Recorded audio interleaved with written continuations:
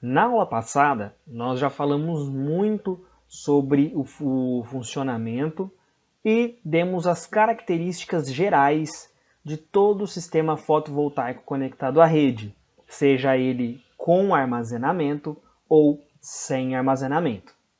Com armazenamento, nós já vimos que ainda não existem regulamentações que permitam que esses sistemas sejam instalados livremente por todos os consumidores de energia elétrica pelo Brasil. Por outro lado, os sistemas fotovoltaicos conectados à rede sem armazenamento são regulamentados pela ANEEL e são aceitos por todas as concessionárias de energia elétrica. Por isso, o nosso foco nessa aula vai ser sobre esse tipo de sistema.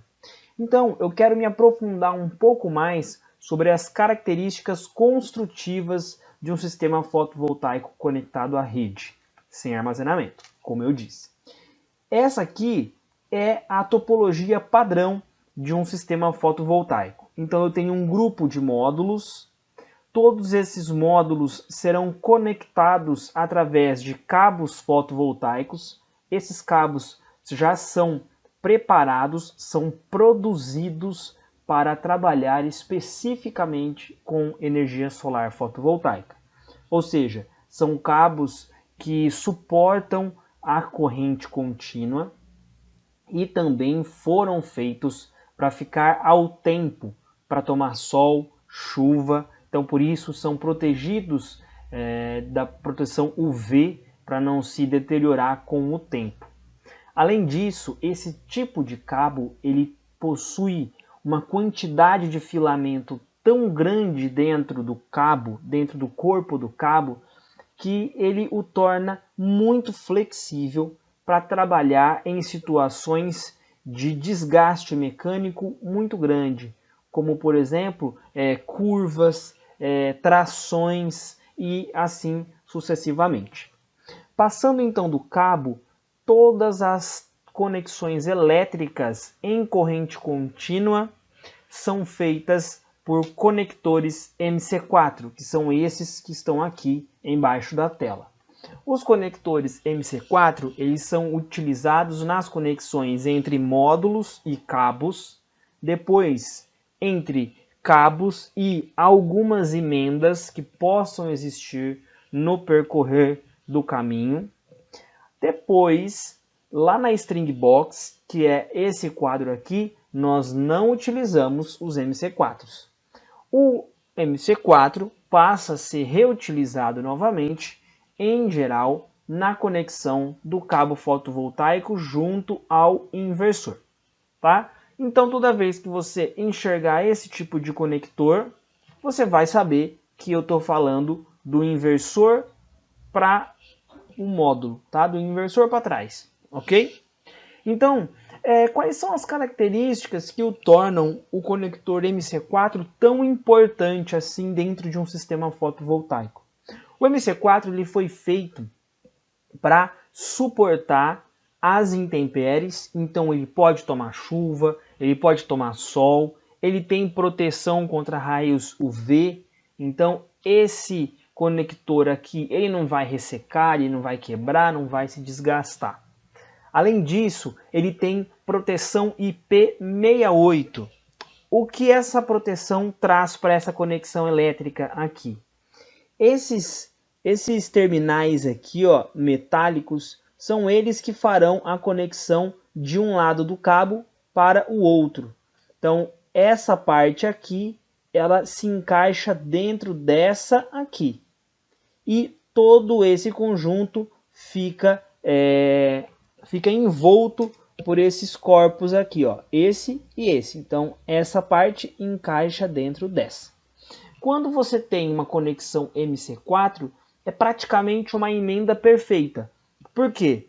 Aqui dentro não entra água, tá? Olha só, eu tenho borracha de vedação desse lado, eu também tenho borracha de vedação aqui, e além disso, o cabo ele é preso, ó, por essa rosca. Ou seja, você tem uma emenda que suporta uma tração muito forte. Além disso, ela suporta a, por exemplo, dilatação térmica e também promove uma conexão elétrica excelente, ao ponto de quase não existir uma corrente de fuga aqui dentro. Então quase não gera calor e quase não gera perda de energia. Por isso o MC4 é tão importante.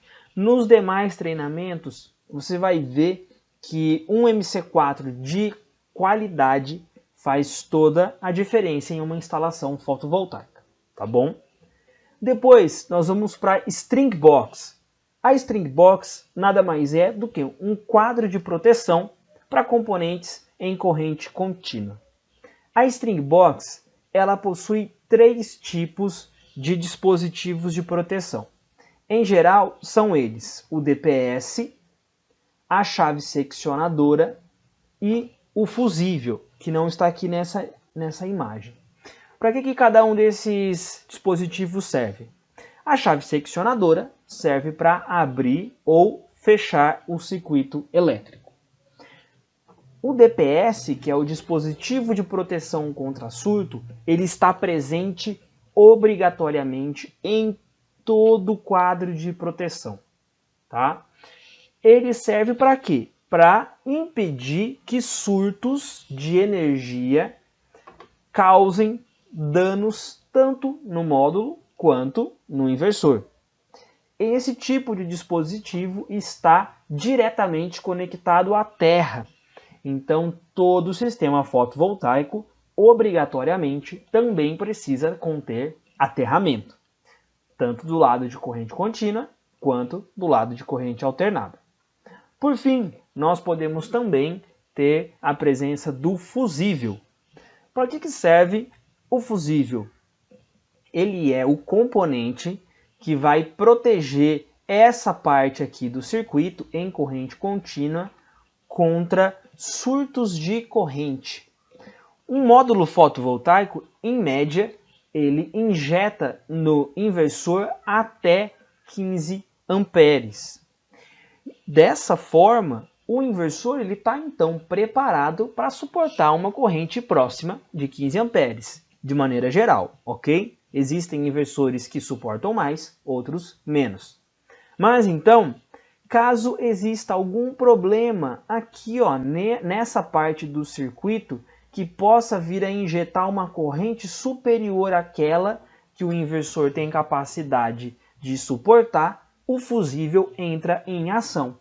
Quando um fusível queima, ele abre o circuito, é como se ele cortasse um fio de comunicação do módulo com o inversor. Uma vez cortado esse fio de comunicação, não há mais energia sendo transportada daqui para cá. E aí você consegue proteger então o inversor, certo?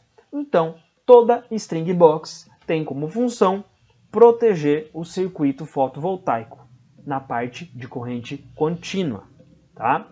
E todo sistema fotovoltaico possui uma string box. Em alguns casos, onde existem inversores de maior porte, que são mais completos, a string box ela pode vir aqui dentro. Ela pode estar dentro do inversor.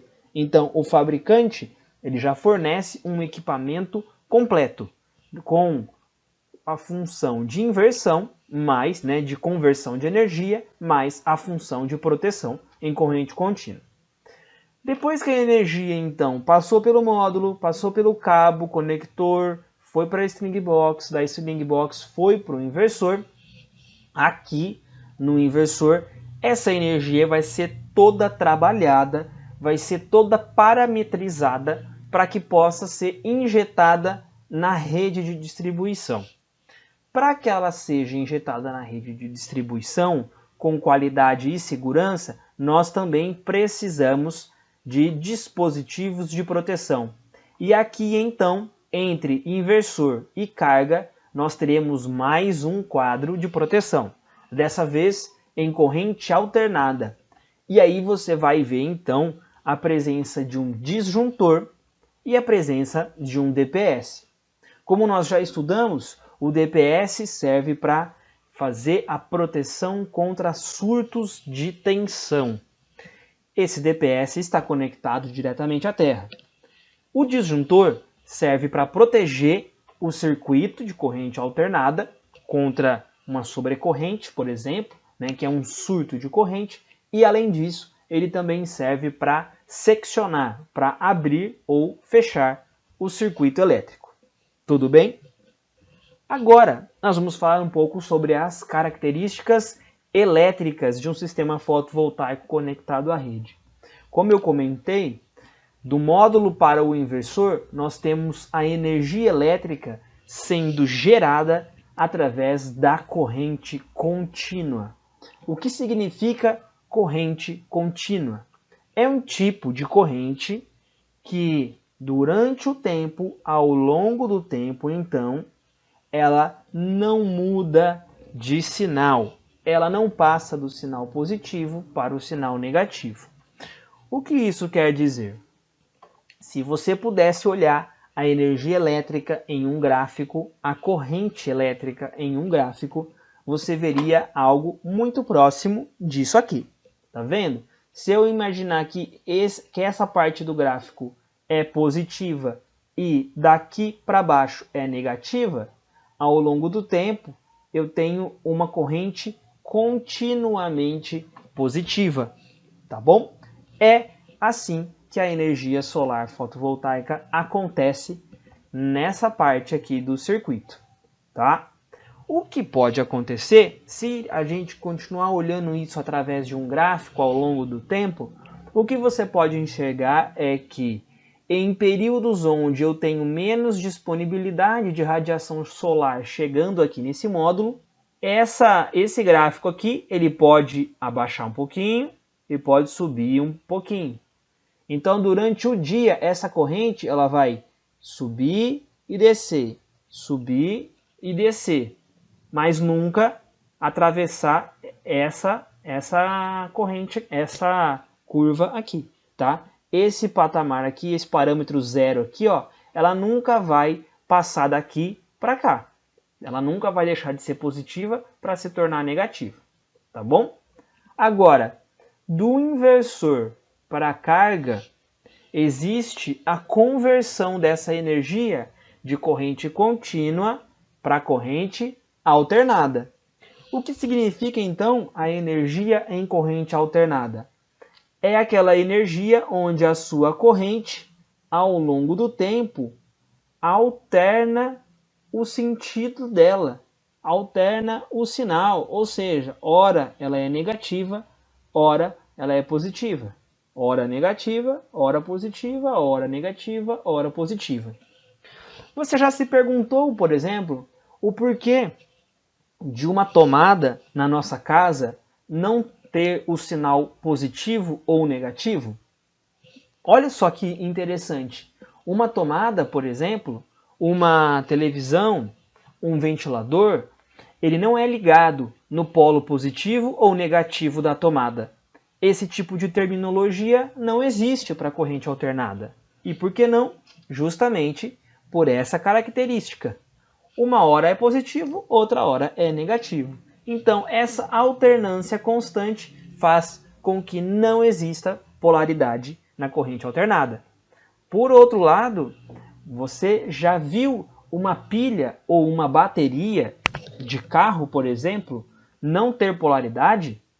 Não, né? Ou seja, aqui eu tenho o sinal positivo e o sinal negativo.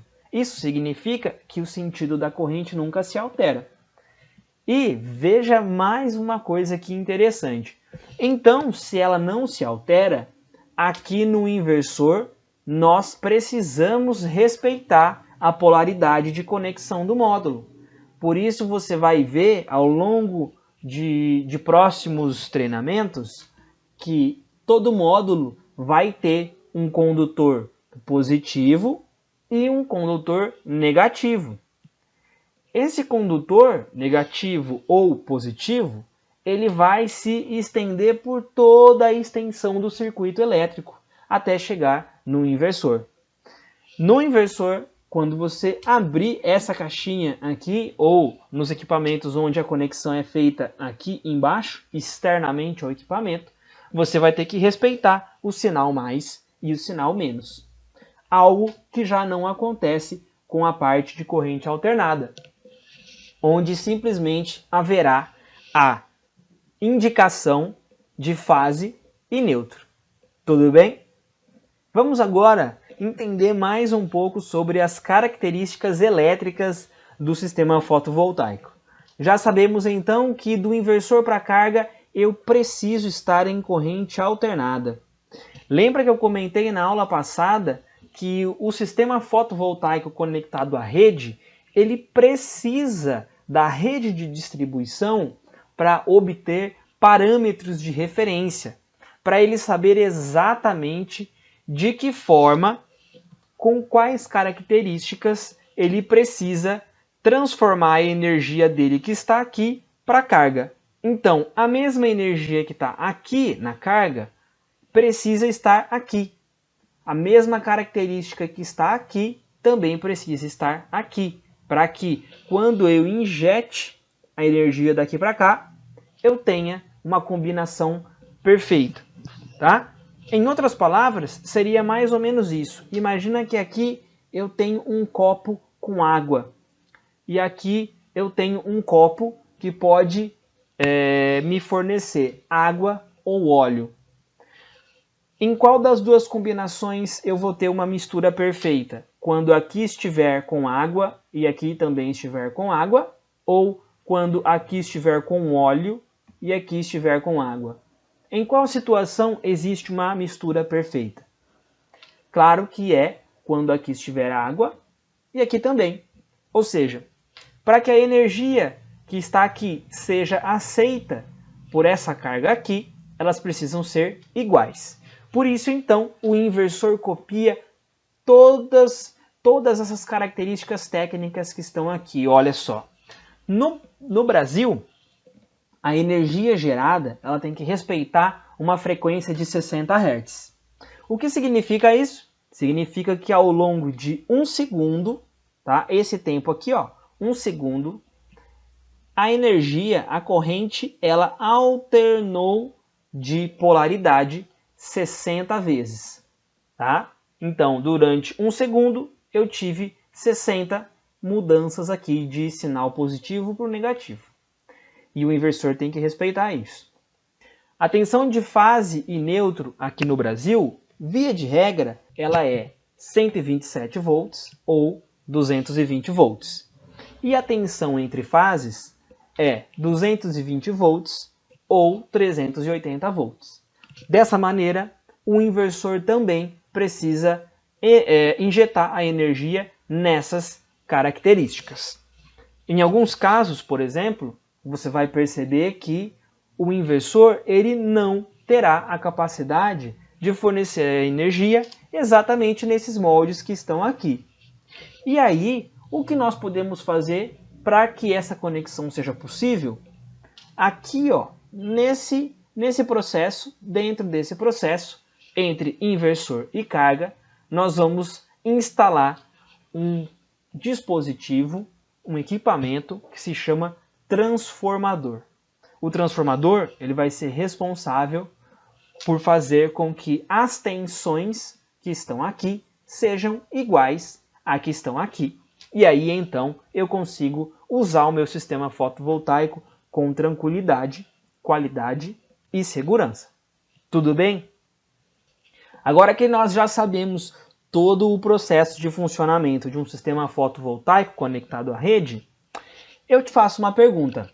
De que forma eu posso conectar o meu sistema à rede de distribuição? Bom, nós temos duas maneiras de fazer essa conexão. A primeira é através do net metering, que é o sistema implantado no Brasil, ou o feed-in tariff. Esse sistema não está presente aqui no nosso país. Vou explicar para vocês resumidamente como funciona cada um deles. O feed-in tariff significa que você vai ser remunerado pela quantidade de energia que você gerar e injetar na rede. Ou seja, você vai ganhar dinheiro, você vai colocar dinheiro no bolso por estar gerando energia elétrica dentro da sua casa. Imagine só, você gera 500 kWh mês, só consome 200 e injeta 300 na rede. Através do sistema Feed-in Tariff, você ganharia dinheiro, o governo pagaria uma porcentagem, uma tarifa sobre essa energia gerada mensalmente. Legal, né?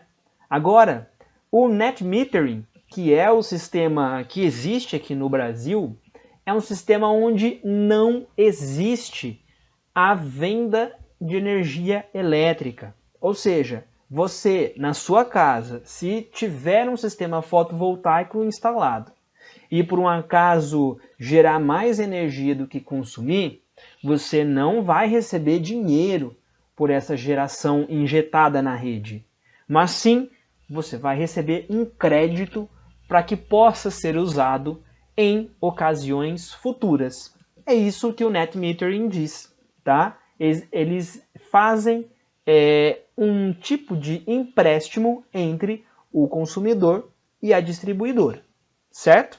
Esse é o modelo brasileiro, que inclusive é aplicado em diversos outros países europeus, por exemplo. Vamos falar um pouco então sobre o funcionamento do sistema tipo Net Metering. Esse aqui é um esquema padrão que eu coloquei aqui para vocês, que já dá para entender bastante sobre esse processo. Então vamos lá, olha, a energia ela vem do seu painel solar em corrente contínua, como a gente já estudou, passa pelo inversor, se transforma em corrente alternada e vai para sua carga. Aqui pode ser sua casa, o seu comércio, a sua indústria, tá bom? Então a corrente, a energia gerada em corrente alternada vem para sua carga, alimenta tudo que estiver consumindo energia naquele momento. Então, se você tiver com um ar-condicionado ligado, uma iluminação, chuveiro, TV, secador, tá bom? O sistema vai alimentar todas essas cargas instantaneamente. E caso exista uma sobra de energia, uma energia gerada excedente, ela vai então passar pelo medidor de energia e vai ser injetada na rede. O medidor de energia ele será bidirecional. Por quê? Ele precisa registrar tanto a energia que sai quanto a energia que entra. Ou seja, a energia que sai vai ser aquela que será utilizada como crédito. E a que entra será aquela utilizada como consumo. Tá? Então, como que funciona? Olha que bacana. Imagine só o seguinte, que você está durante o dia, você tem uma padaria, por exemplo. Durante o dia inteirinho, você fica com os fornos ligados, você fica com o ar-condicionado ligado, iluminação ligada. E você tem um sistema fotovoltaico instalado no telhado da padaria. Porém, esse sistema fotovoltaico ele não é capaz de gerar 100% da energia que a padaria exige durante o dia. Então, o que acontece? Em primeiro lugar, o sistema fotovoltaico vai fornecer toda a energia que ele está produzindo para suas cargas, fornos, iluminação, ar-condicionado. O que faltar, tá? O que faltar será puxado da onde? Da rede. Então a energia vem, passa pelo medidor, vai ser registrado como consumo e vai ser alimentado nas cargas. Simultaneamente, tá bom? Paralelamente à sua geração de energia. Dessa forma, as suas cargas serão alimentadas por duas fontes de energia, simultaneamente, o fotovoltaico e a rede de distribuição. Tudo bem? Agora, como eu já expliquei, caso o sistema gere mais energia do que está consumindo, ela será injetada na rede e aí vira crédito para você utilizar no final do mês.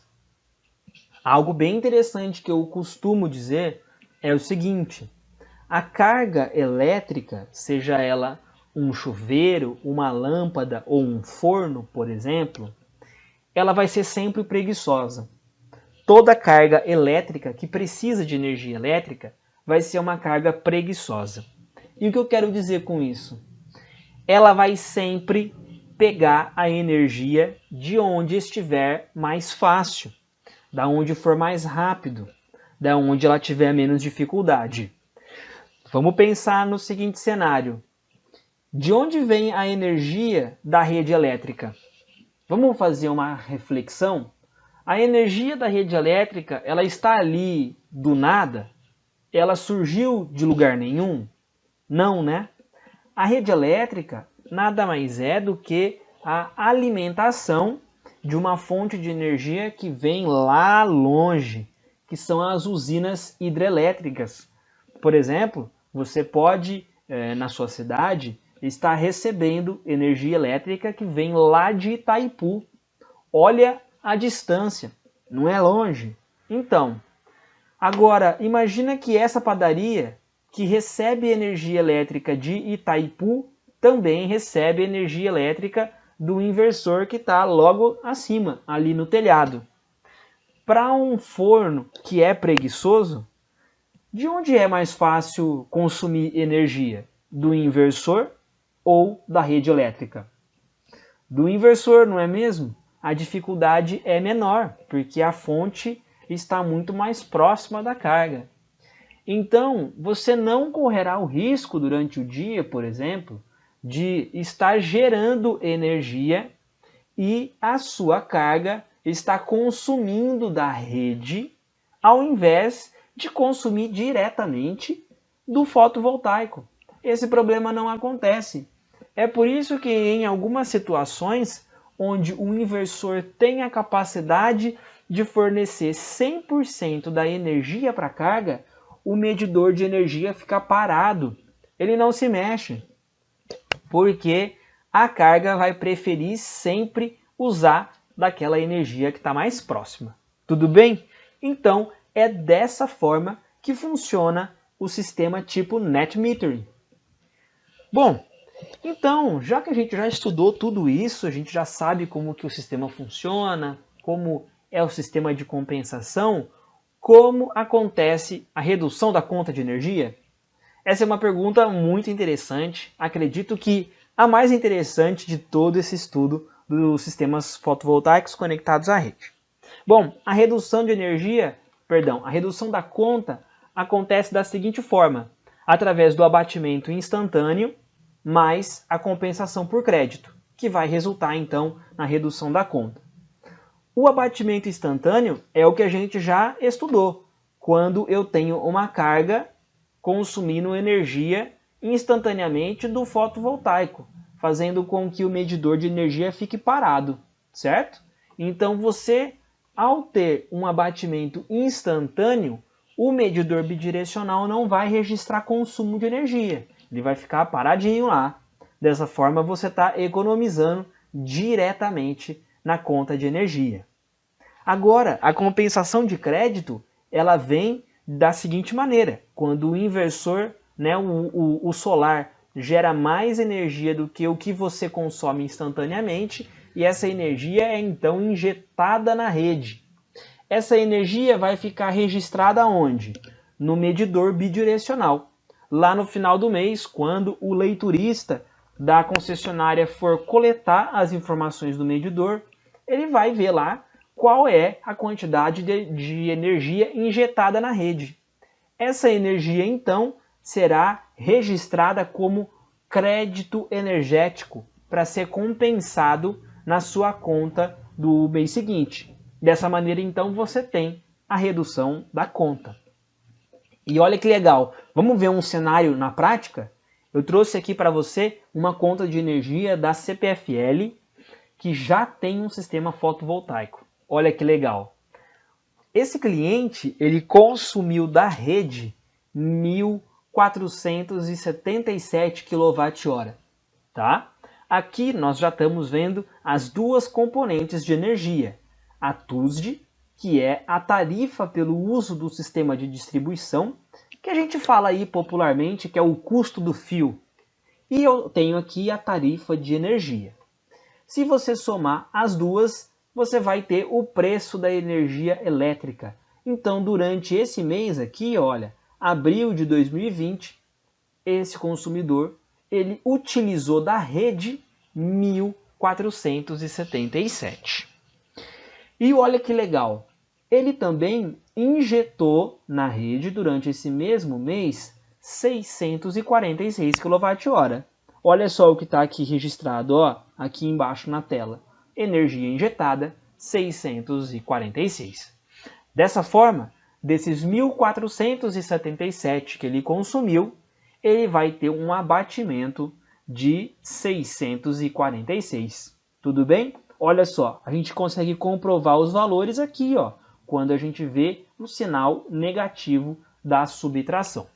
Então esse cliente vai ter uma redução da conta de energia.